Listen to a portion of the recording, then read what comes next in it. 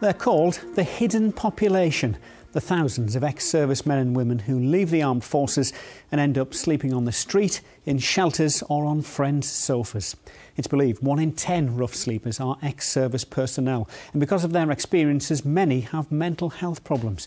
Well, now, after opening 2 veteran support centres in the North East, the charity Norcare says it wants to open 2 more in Sunderland and Hartlepool after seeing a growing demand for its services.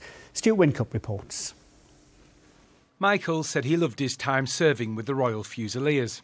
His problems started when he left.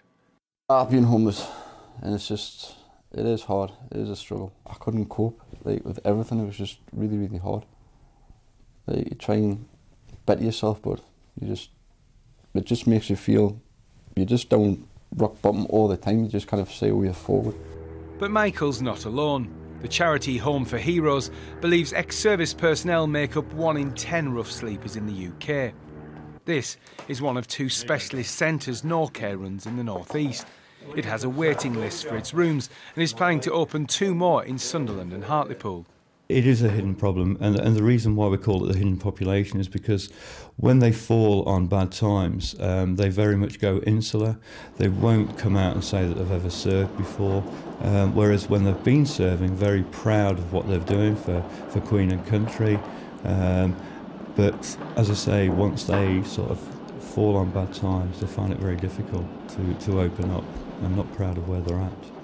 All this comes on the day the Defence Minister announced a £40 million fund to help veterans in need of housing support. Well, this is a fund specifically for veterans' accommodation, which is perhaps an area that is not particularly recognised, if you like, by the general public, as being something which we need to make big investment in. So I'm absolutely delighted. That investment's welcomed, but for now at least it's not making its way to places like this. Norcare is currently running this centre on its reserves. More funding, it says, would allow it to help more people like Michael. I've been diagnosed with post-traumatic stress. If we can get more places like this open, it's going to benefit a lot of people because you get the help, you get support. Yeah, this is a good stepping stone to get you back into the real world.